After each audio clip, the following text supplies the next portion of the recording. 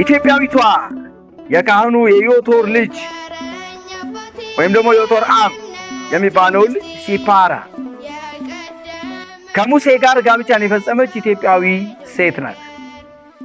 በእግዚአብሔር እጅግ የተመረጠ እስራኤላውያንን ነፃ ያወጣ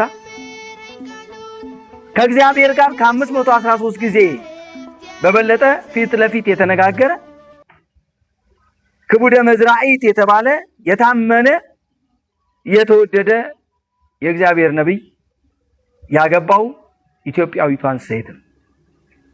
ይሄ ድንቅ ነው። ስለዚህ ኢትዮጵያ ከቅዱሳን ከነቢያት ጋር ያላቸውን ቁርኝት ጭምር የሚያሳይ ታላቅ ነገር ነው ያለን ማለት ነው።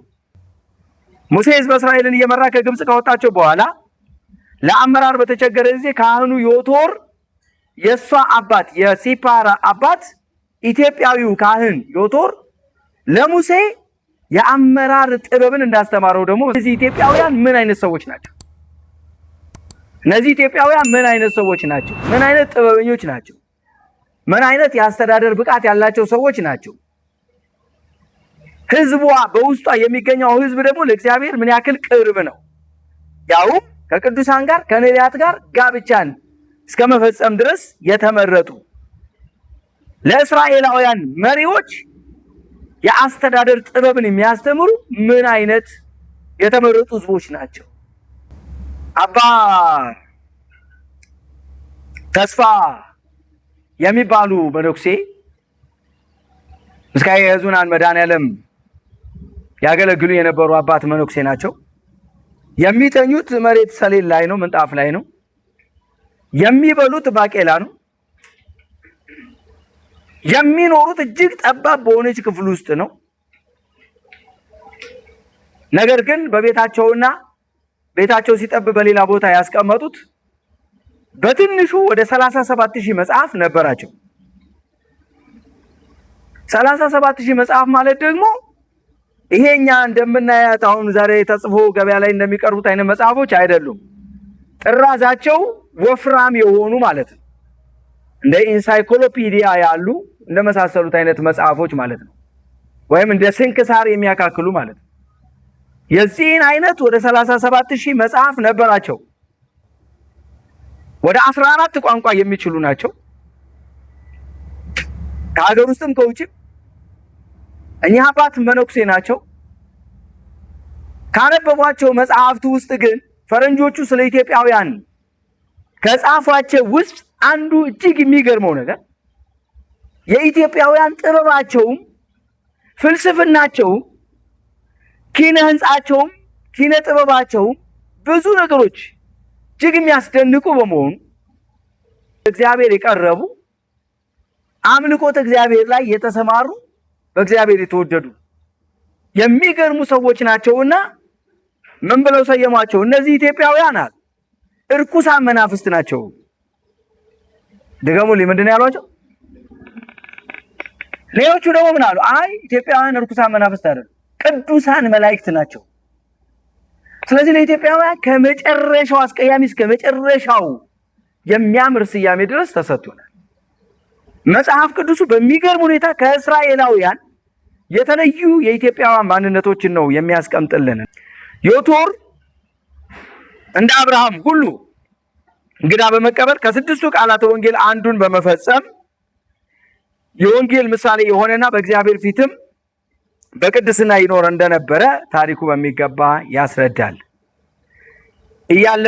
እያለፍኩ ነው። የኢትዮጵያ ነገስታት በንግስና ዘመናቸው ፈሪሃ እግዚአብሔር ያደረባቸው ነበሩ። የንግስተ ሳባ አባት ንጉስ አጋቦስ ወይም አጼ ሰንደቅ ዓላማ ወይም ሰንደቅ ዓላማ ከነብዩ ሳሙኤል ጋራ ግንኙነት የነበረው ተመልከቱ። ይሄ ደግሞ ንጉስ ከነብዩ ሳሙኤል ጋራ፣ ንግስቲቱ ንግስተ ሳባ ደግሞ ከጠቢቡ ሰለሞን ጋር፣ እያንዳንዱ ኢትዮጵያዊ ከእስራኤላውያን ጋር የነበራቸውን ቁርኝት ነው በደንብ የምትመለከቱት ማለት ነው። እና ከነብዩ ሳሙኤል ጋር ሳሙኤል እጅግ የተመረጠ ነብይ ነው። እስራኤላውያንን ለዘመናት ሲመራ የነበረ ካህን ነው። ሳኦልንም ዳዊትንም ንግስና የቀባ የእግዚአብሔር ቅዱስ ሰው ነው። እስራኤላውያን በሳሙኤል ላይ በተነሱበት ጊዜ ሳሙኤል ወደ እግዚአብሔር ቢያመለክት እግዚአብሔር ምን ብሎታል? ሳሙኤል እስራኤላውያን የተነሱት በአንተ ሳይሆን በእኔ ነው ብሎታል። እስከዚህ ድረስ ለእግዚአብሔር ቅርበት የነበረው ባልጸልይ ወዮልኝ በማለት ራሱን ተጠያቂ ያደረገ ቅዱስ ሰው ነው እና ከዚህ ሰው ጋር የንግስተ ሳባ አባት ደግሞ አጋቦስ ወይም ደግሞ አጼ ሰንደቅ ዓላማ ግንኙነት ነበረው። ስለዚህና ለድንበር መለያ ለሀገር መለያ ሆኖ እንዲያገለግል ምልክት ለመጀመሪያ ጊዜ የተጠቀመ ንጉስ ነው። ይሄ ሰንደቅ ዓላማ ነው ማለት ሰንደቅ ዓላማ ስሙ ራሱን አጼ ሰንደቅ ዓላማ ይባላል። ሰንደቅ ዓላማ ሰንደቅ ዓላማን ለሀገር መለያ አድርጎ የመጀመሪያ የተጠቀመ ንጉስ ነው። የተጠቀመው ቀለም አረንጓዴ፣ ቢጫ እና ሰማያዊ ቀለም ነበር። የኢትዮጵያ ሰንደቅ ዓላማ ምንድን ነበር? ያኔ በብሉይ ኪዳን እንግዲህ በነብዩ ሳሙኤል ዘመን የነበረው የኢትዮጵያ ሰንደቅ ዓላማ ማለት ነው እና አጼ ሰንደቅ ዓላማ በዘመኑ ባለ 28 አንቀጽ ህገ መንግስትን ዓለም ህገ መንግስት የሚባለውን ሳታውቅ ማለት ነው ኢትዮጵያ ህገ መንግስትን ያረቀቀች ሀገር ነው። እንዲህ አይነት የረቀቁ ነገስታት የነበሩባት ነው እና አዘጋጅቶ በህገ መንግስቱም የመጀመሪያ አንቀጽ ላይ የግዛቱ ሰዎች ሁሉ በኤል ማመን እንዳለባቸው ደንግጓል። በኤል ኤል ማን ነው? ኤል እግዚአብሔር ስም ነው ወይም ስም አምላክ የሚባለው ነው። በዚያ ማመን እንዳለባቸው ደንግጓል ይላል። በህገ መንግስት ላይ ነው ያስቀመጠው። በህገ መንግስት ላይ ነው ያስቀመጠው እና ከእርሱ በመቀጠል የመጣችው ልጁ ንግስተ ሳባ ይህንኑ የጠበቀች ሲሆን የኦሪት ስርዓትና የታቦተ ጽዮን አገልግሎት በኢትዮጵያ የተጀመረው በእርሷ ዘመን ነው። በዚህም ወቅት እንግዲህ 318 የሌዊ ካህናት እንዲሁም የእስራኤል የበኩር ልጆች ወደ ኢትዮጵያ በመምጣት በትግራይ፣ በጎንደር እና በሌሎችም የሰሜን የኢትዮጵያ ግዛት ሰፍረዋል ነው። ኢትዮጵያ በኢሳይያስ፣ በኤርሚያስ፣ በአሞጽ፣ በዕንባቆም እና በሶፎንያስ ትንቢት በሰፊው ተጠቅሳለች። ዳዊትም በመዝሙሩ ኢትዮጵያ ወደ እግዚአብሔር እንደምትጮህ በጌታችን በመድኃኒታችን በኢየሱስ ክርስቶስ ልደት እንደምትሳተፍ በመስዋዕቷም ከእስራኤል እንደምትልቅ ደጋግሞ ጠቅሷል።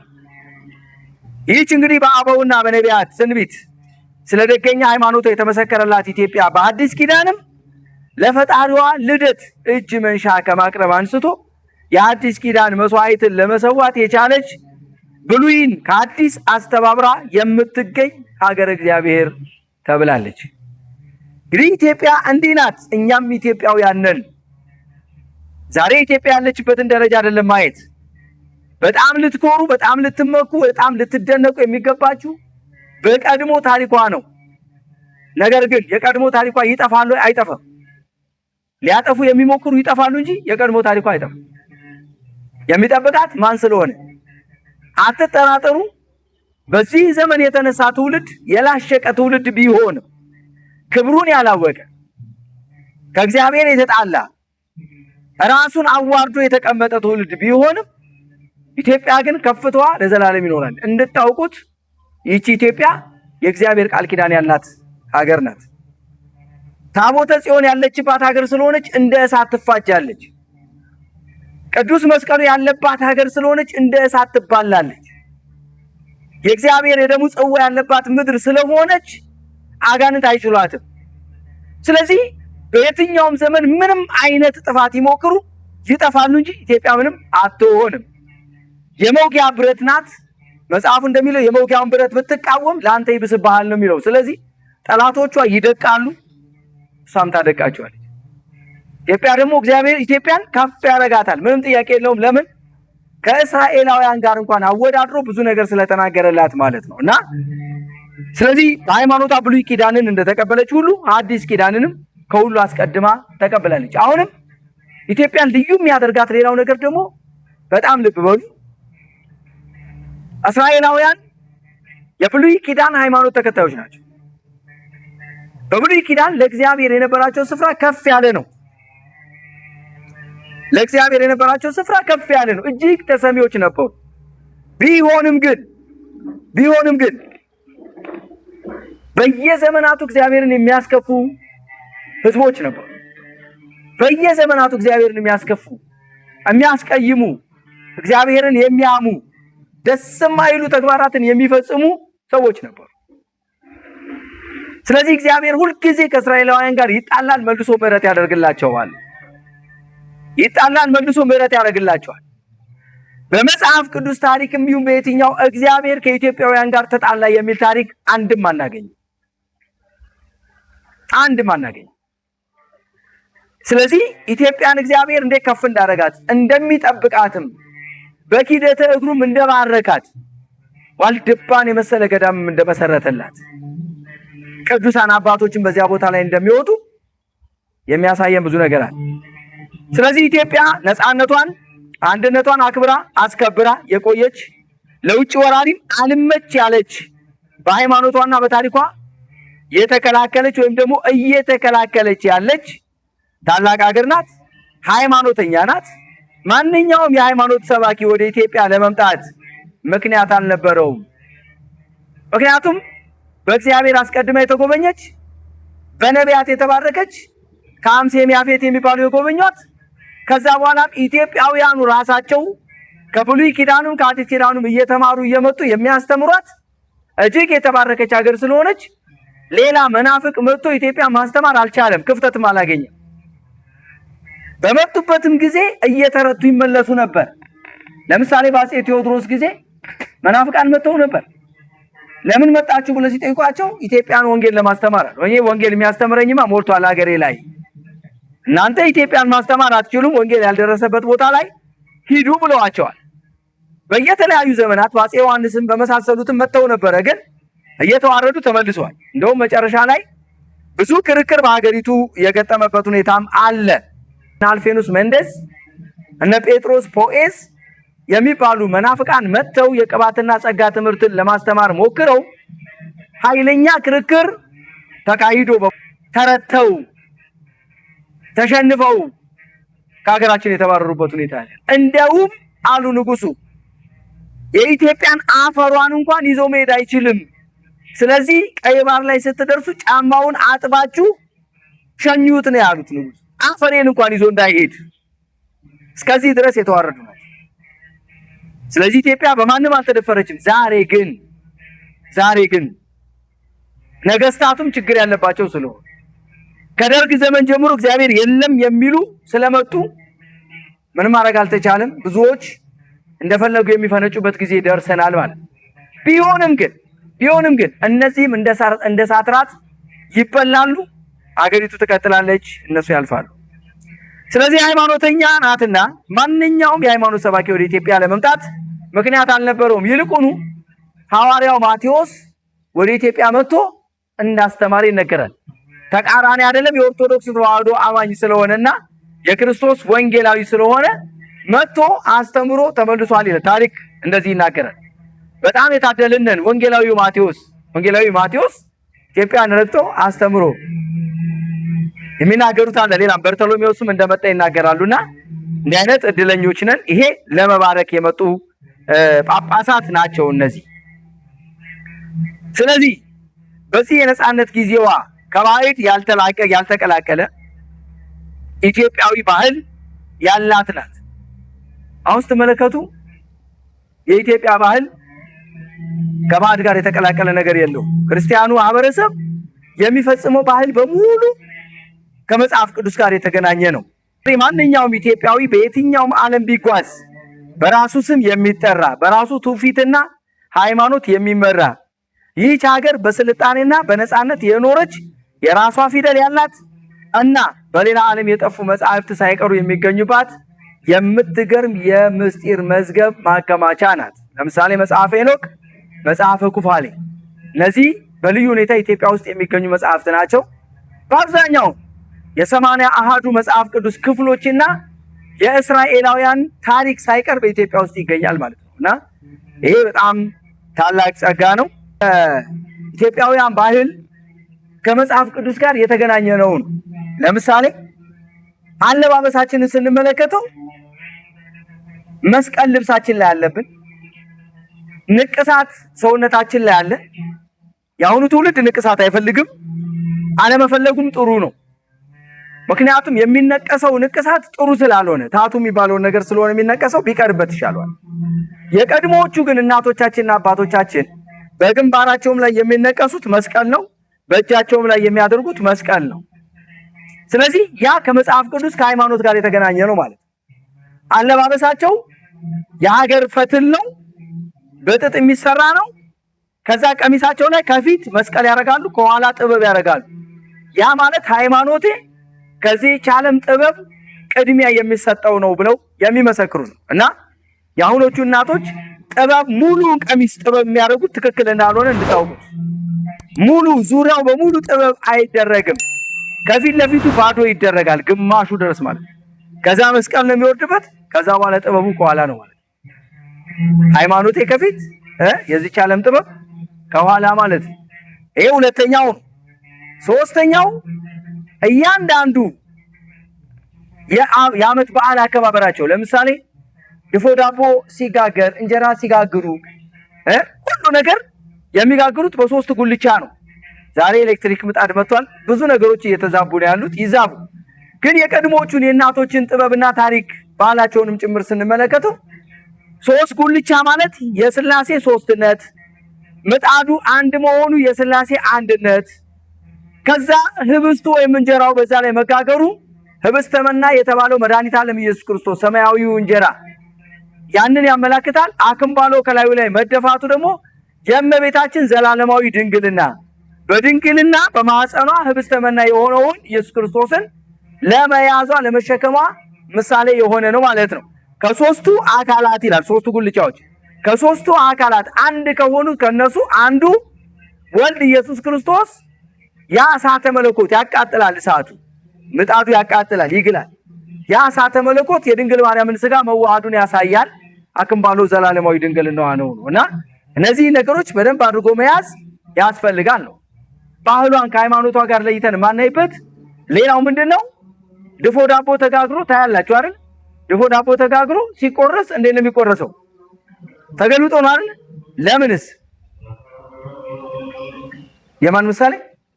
የይስሐቅ አይደል? ስለዚህ አሁን እንዴት አድርገው ከመጽሐፍ ቅዱስ ጋር እንደሚያገናኙት ለትውልድ ወንጌልን መጽሐፍ ቅዱስ እንዴት እንደሚያረካክቡት ዝም ብላችሁ አስቡት። ለምን? ትውልድ ሁል ጊዜ ይጠይቃል። ትውልድ ሁል ጊዜ ይጠይቃል። ዳቦ ተጋግሮ ከወጣ በኋላ ሊቆረስ ሲል ጸሎት ተደርጎ ይጸልያል፣ ጸሎት ይደረጋል። ከጸሎቱ በኋላ ይገለበጣል። ልጅ ሁል ጊዜ ይጠይቃል። ለምን ይላል አይልም? ሁሌም ይጠይቃል። ለምን እንዲህ እንዲላቸው ከዛ በኋላ ለምን ሲል ደግሞ መጽሐፍ ቅዱስ ላይ ወስደው ታሪኩን እንዲነግሩት ለማድረግ ነው የሚደረግ የነበር። የማይጠይቅ ትውልድ የለም። ስለዚህ ዛሬም ይጠይቃል። እንደዚህ አይነት መሰል የሆኑ ባህሎች ከሃይማኖት ጋር እጅግ የተወራረሱ ብዙ ናቸው ነው። የኢትዮጵያ የስሟ ትርጓሜና የት መጣ? አሁን ይህን ያክል በዚህ ጉዳይ ከተመለከትን የስሟ ትርጓሜስ ከየት መጣ ነው። እንግዲህ ኢትዮጵያውያን ወይም ደግሞ ኢትዮጵያ በጥንት ግብፃውያን ፑንት፣ ቶኔቶር፣ ኩሽ ተብላ ትጠራ የነበረ ሲሆን ቶኔቶር ማለትም ሀገረ እግዚአብሔር ማለት ነው። ግብፃውያን ቶኔቶር ብለው ይጠሩናል። ሀገረ እግዚአብሔር ማለት ነው። ሀገረ እግዚአብሔር ማለት። ከዚህ በተጨማሪ ኢትዮጵያ በተለያዩ ስያሜዎች የተጠራች ሲሆን ስያሜዎችንም ያገኘችው እንግዲህ በሚከተሉት ነገሮች መነሻ ነው። የመጀመሪያው በነገስታቶቿ፣ ሁለተኛ ከሚኖሩባት ህዝቦች ተያይዞ፣ ሶስተኛ በአቅጣጫ፣ አራተኛ በአፍላጋት ከወንዞች ጋር በተያያዘ። እነዚህን እያንዳንዳቸውን አጠር አድርገን ስንመለከተው በነገስታቶቿ የሚለው ለምሳሌ በኢትዮጵስ ኢትዮጵያ ተብላለች። በኢትዮጵስ ኢትዮጵያ ተብላለች። የኖህ የልጅ ልጅ በሆነው በኩሽ የኩሽ ምድር ተብላለች። በኩሽ ልጆችም በአቢስ አቢሲኒያ፣ በሳባ ምድረ ሳባ ወይም የሳባ ምድር ተብላ ተጠርታለች። በሳባ አንደኛ ወይም ኖባ ኑቢያ ንግስት ማክዳም የሳባውያን ንግስት ተብላ ተጠርታለች። ለሁሉም የመጽሐፍ ቅዱስ ጥቅስ አለ፣ ኖታችሁን ታያላችሁ። አረቦች ደግሞ አቢሲኒያ በሚለው ስም ምትክ ሀበሻ ሲሉ ጠርተዋታል። ትርጉሙም ድብልቅልቅ ውጥንቅጥ ማለት ነው። ድብልቅልቅ ውጥንቅጥ። እንዲሁም ሌሎች ምን ይላሉ? የተቃጠለ ፊት ያላቸው ይላሉ። የተቃጠለ ፊት ማለት ጥቁሮች የሚል ነው። ግን ኢትዮጵያውያን አባ ተስፋ ስላሴ የሚል ነው። አበባ ቀለም ያላቸው ይባላሉ ኢትዮጵያውያን። ምን ቀለም? አበባ ቀለም። አበባ ቀለም ምን አይነት ነው? ምን አይነት ነው? ምን አይነት አበባ ታያለሽ? ቢጫ፣ ነጭ። እየሰማችሁ ነው? እነዚህ አበቦች የተለያዩ እንደሆኑት ሁሉ ኢትዮጵያውያንን ብትመለከቱ ቅልጥ ያለ ጥቁር አለ፣ ቅልጥ ያለ ቀይ ደግሞ አለ። ቅልጥ ያለ ቀይ፣ የቀይ ዳማ ደግሞ አለ። ልክ ነኝ? አብዛኛው አሁን እዚህ ውስጥ የቀይ ዳማ አለ። ቾኮሌት ከለር አለ፣ የቀይ ዳማ አለ፣ ጥቁር አለ፣ ጠይም አለ፣ ቀይ አለ፣ ደግሞ ድብን ያለ ጥቁር አለ። ወደዚህ ወደ ጋምቤላ ምናምን አካባቢ ስትሄዱ ደግሞ አበባ ቀለም ይባላሉ ኢትዮጵያውያን። አበባ ቀለም እና ድብልቅልቅ ውጥንቅጥ የሚለው ያስኬደዋል። ሀበሻ የሚለው ይሄ ትርጉም ያስኬደዋል። የመጀመሪያው ከነገስታቶቿ ተያይዞ ነው። ሁለተኛው ደግሞ ከሚኖሩባት ህዝቦች ተያይዞ ከሚኖሩባት ህዝቦች።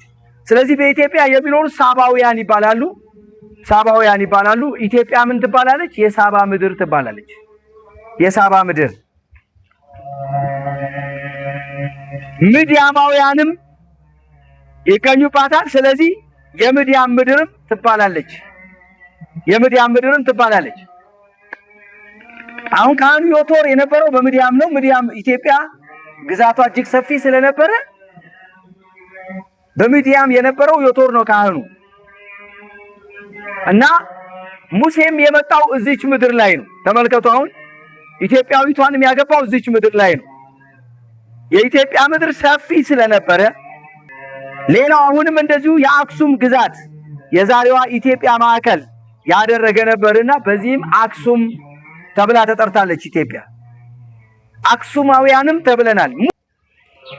ሌላው በየመን አካባቢ ይኖሩ የነበሩ ከነገደ ሴም የተከፈሉ ነገደ ዮቅጣን በባብ አልመንደብ የመከራ በር በኩል ገፍተው ሰፍረውባት ከኩሽ ዘሮችም ጋር ተጋብተውባት ተቀላቅለውባት ይኖሩ ነበር። በዚህም ምክንያት ምድረ አጋአዚያን ወይም የነፃ አውጪዎች ምድር ተብላ ተጠርታለች።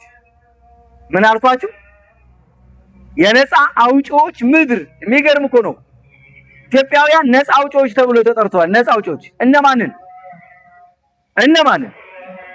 የሚገርመው ነገር እስራኤላውያን በግዞት ወርደው በናቡከደነጾር ዘመን እንኳን በሚሰቃዩበት ጊዜ የኢትዮጵያው ንጉስ ናቡከደነጾርን እመጣብሃለሁ ብሎታል። እወጋለሁ። የሰማችሁ ነው እንዴት ኃያላን እንደነበሩ። በጣም ልብ በሉ እስኪ። እሺ፣ ያኔ ናቡከደነጾር ማለት እጅግ ኃያል የሆነ ሰው፣ ግን የኢትዮጵያዊ ንጉስ ከሱ ደግሞ ያይል ነበርና እመጣብሃለሁ ይለው ነበር እስራኤላውያንን ከማንገላታት ነፃ እንድታወጣ። ከዚህ በተጨማሪ ኢትዮጵያውያን እስራኤል ሄደው ተዋግተዋል። ለእስራኤላውያን እስራኤል ሄደው ተዋግተዋል። ከዚህ በተጨማሪ ግብፃውያን በክርስቲያኖች መከራ ሲያጸኑባቸው የግብፁን ንጉስ እመጣብሃለሁ፣ እነዚህ ግብፃውያን ክርስቲያኖች ማሰቃየትህን አቁም ብለው ያዘዙበት ጊዜ ነበር። ይሄ ደግሞ ቅርብ ጊዜ ነው። በተለይ በ14ኛው መቶ ክፍለ ዘመን አጼ ዳዊት ከዛ አጼ ዘርዓ ያዕቆብ እነዚህ ሁሉ ለቅዱስ ላሊበላም አጼ ካሌብም እነዚህ ሁሉ በጣም ኃያላን የነበሩ ሰዎች ነገስታቶች ናቸው። ኃያላን የነበሩ ከንግስተ ሳባ አንስቶ ማለት ነው። እና እነዚህ ነፃ አውጪዎች ይባላሉ ኢትዮጵያውያን፣ ነፃ አውጪዎች። እስራኤል ግብጽ ደግሞ የስደታችን ምድር የተስፋችን ምድር ብለው ይጠሯታል ኢትዮጵያን ይላል መጽሐፍ ቅዱስ። የተስፋችን ምድር ማን ነው የሚጠሩት? ኢትዮጵያን እኮ። እነማ? ግብፃውያን። የተስፋችን ምድር እስከዚህ ድረስ ማለት ነው። በአቅጣጫ ስንመለከተው አሁን ይሄ በሚኖሩባት ህዝቦች ነፃ አውጪዎች ይባላሉ። ምድረ አጋዚያን ተብላ ነው የምትጠራው ኢትዮጵያ። በአቅጣጫ ደግሞ ስንመለከተው ጌታችን መድኃኒታችን ኢየሱስ ክርስቶስ ኢትዮጵያ ከእስራኤል በደቡብና በምዕራብ አቅጣጫ እንደምትገኝ በመጥቀስ የዚህች ሀገር ንግስት አዜብ ማለት ደቡብ ምዕራብ፣ አንዳንዶችም ደቡብ ይሉታል። ደቡብ ምዕራብ ከማን? ከእስራኤል ደቡብ ምዕራብ የምትገኝ የዚህ ምድር ንግስት ይላል የሰለሞንን ጥበብ ልታይ ከምድር ዳርቻ እንደመጣች እና በዚህም ትውልድ ላይ እንደምትፈርድበት እነግራችኋለሁኛል። ንግስተ አዜብ በእስራኤላውያን ላይ ልትፈርድ ማለት ነው። መቼ? በመጨረሻው ዘመን። በመጨረሻው ዘመን ሐዋርያትንም እነሆ ሁሉን ትተን ተከትለናል፣ እንግዲያውስ ምን እናገኘው ብለው በጠየቁት ጊዜ ምንድን ነው ያላቸው? በ12ቱ የእስራኤል ዙፋን ላይ ተቀምጣችሁ ትፈርዳላችሁ አላቸው። ከነሱ ጋር አብራ ንግስተ አዜብም ፈራጅ ሆና ልትቀመጥ ማለት ኢትዮጵያዊቷ ንግስት ማለት። ስለዚህ በማቴዎስ ወንጌል ምዕራፍ 12 ቁጥር 42 ላይ አራተኛው የኢትዮጵያ መጠሪያ ምክንያቱ አፍላጋት ናቸው ወንዞች። ከአራቱ የገነት ማጠጫዎች አንዱ የሆነው ጊዮን ሲሆን ሙሴ በዚሁ አፍላግ ስም ለይቶ ሲጠቅስ ነቢዩ ኢሳይያስ እና ነቢዩ ሶፎንያስ ከአባይ ወደ ማዶ በማለት ትንቢት ተናግረዋል። ከአባይ ወደ ማዶ። ነቢዩ ሙሴ ግን ምንድን ነው ያለው? ከአራቱ አፍላጋት አንዱ ጊዮን ገነትን ያጠጣል በማለት ተናገረ ማለት ነው። ጊዮን ያለው ኢትዮጵያ ውስጥ ነው፣ እሱም አባይ ነው ማለት ነው። ኢትዮጵያ የሚለው ስያሜ መልካም። ኢትዮጵያ የሚለው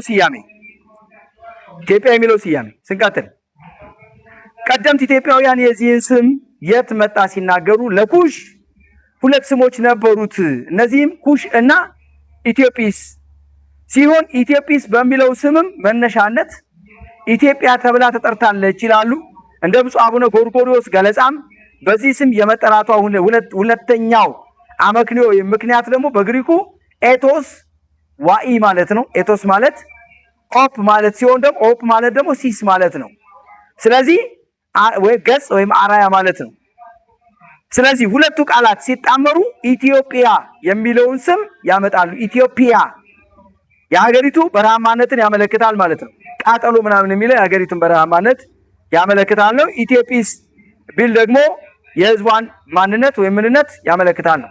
በአጠቃላይ ትርጉሙም በፀሐይ ሐሩር ፊቱ የበለዘና የጠቆረ ማለት እንደሆነም ይገልጻሉ ነው።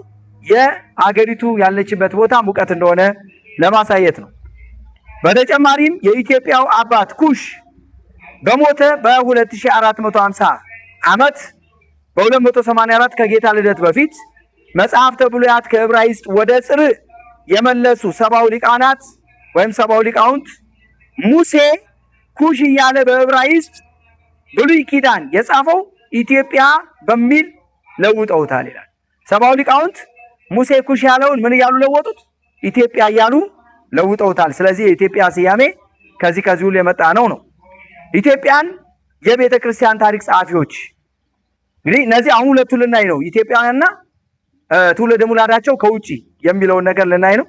ኢትዮጵያውያን የቤተ ክርስቲያን ታሪክ ጸሐፊዎች የኢትዮጵያ ቤተ ክርስቲያን ታሪክ በተለያዩ የታሪክ ምሁራን ሀገር አሳሾች ተልእኮ ይዘው በመጡ መልእክተኞችና በራሳቸው በኢትዮጵያውያን ተጠንቷል። ነገር ግን በቅንነት እና በሙያ ክብር ከሚጽፉ ጥቂት ምሁራን በቀር በብዛት ልዩ ልዩ ደባዎችና ሴራዎችን ሲያሰፍሩ የኖሩ ብዙዎች ናቸው። ኢትዮጵያውያንን ያዩና ክብራቸውንም ዝናቸውንም ሞገሳቸውንም የእግዚአብሔር ሕዝቦች መሆናቸውንም ሁሉ ያዩና ነገር ግን እያጣመሙ ሌላ ታሪክ ይጽፋሉ። ለምን?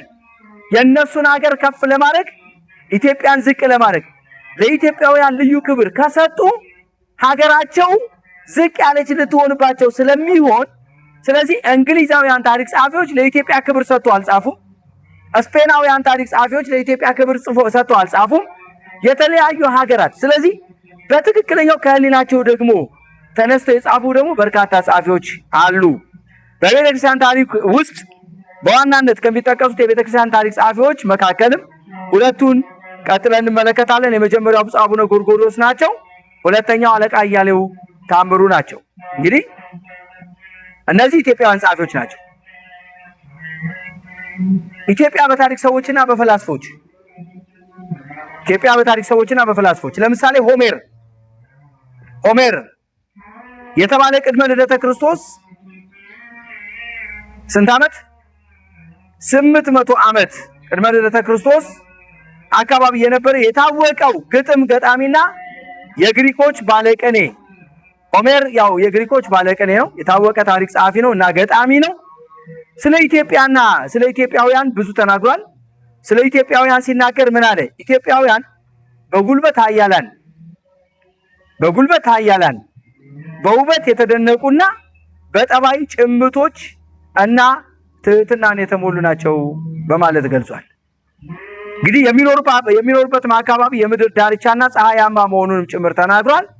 ስለ መኖሪያቸውን በዝርዝር ሲናገር ከፊሎቹ በፀሐይ መግቢያ ወይም በምዕራብ አቅጣጫ፣ ግማሾቹ ደግሞ በፀሐይ መውጫ ወይም በምስራቅ አቅጣጫ እንደሚኖሩ በመግለጽ ኢትዮጵያ የትኛውን ማዕዘነ ምድር አካባቢ እንደምትይዝ ለማመልከት ሞክሯል። የምድር ዳርቻ የሚለው የሆሜር አነጋገር በትክክል ለመረዳት በዘመኑ የነበሩትን የታሪክና የመልክዓ ምድር ሊቃውንት አመለካከት መረዳትና የተጻፈበትን አጻጻፍ ወይም ጽሑፎቹን መመልከት ተገቢ ነው።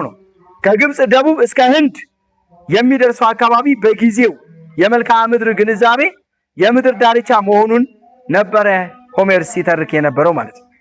ነገር ግን የሆሜር አጻጻፍ የበለጠ ግልጽ እየሆነ የመጣው የኢትዮጵያን መልክዓ ምድርና ስነ ሰብአዊ መልክ በቅርብ ለመመርመርና በትክክል ለመታወቅ ሁኔታውን አመቺ ሆኖ የተገኘው ከሄሮዶቱስ ጊዜ ጀምሮ ነው ይላል። ሄሮዶቱስ ቅድመ ልደተ ክርስቶስ ከ400 እስከ 300 ዓመተ ምህረት ዓመተ ዓለም ወይም ደግሞ እንደዚህ የነበረ ምዕራባዊ የታሪክ አባት ኢትዮጵያና ኢትዮጵያውያን ባነሳበት መጽሐፉ ምን ይላል? ኢትዮጵያውያን በውበት፣ በቁመና፣ በኃይል ከሰዎች ሁሉ የሚበልጡ ናቸው ይላል። በጣም የሚገርመው ነገር እንዴት አይቶ እንደጻፈልን አላቅም። በቁመናውን ከሰዎች ሁሉ የሚበልጡ ናቸው ነው የሚለውና ወይ የዛን ጊዜ የነበሩ ኢትዮጵያውያን ይለያሉ ወይም ቁመና ብሎ የሚወስደው የራሱ የሆነ እይታ አለው ማለት ነው። ይህንን በደንብ ማየት ያስፈልጋል። ሄሮዶቱስ በመካከለኛው ምስራቅ ጉዞ አድርጎ በተለይም በግብጽ በርከት ላለ ጊዜ የተቀመጠ በመሆኑ ስለ ኢትዮጵያ ከተለያዩ ምንጮች በቂ መረጃ ለማግኘት የቻለ ሰው ነው። ከዚህ ካገኘው መረጃ በመነሳት ኢትዮጵያ በሁለት ከፍሎ ለማየት ሞክሯል ማለት ነው። አንደኛው ኢትዮጵያ ከግብጽ አቅራቢያ አካባቢ የምትገኝ ስትሆን፣ ሁለተኛው ኢትዮጵያ ደግሞ ወደ ደቡብ የተዘረጋው የአሁኑ የኢትዮጵያ አካባቢ ነበረች ማለት ነው። እንዲሁም እንግዲህ በሩቅ አካባቢ ስለሚኖሩ ኢትዮጵያውያንን ጽፏል ማለት ነው።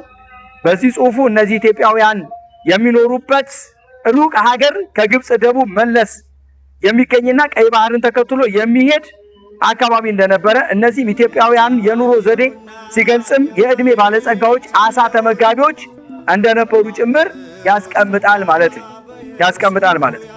እንግዲህ በርከት ያለ ነገር ነው የሚናገረው።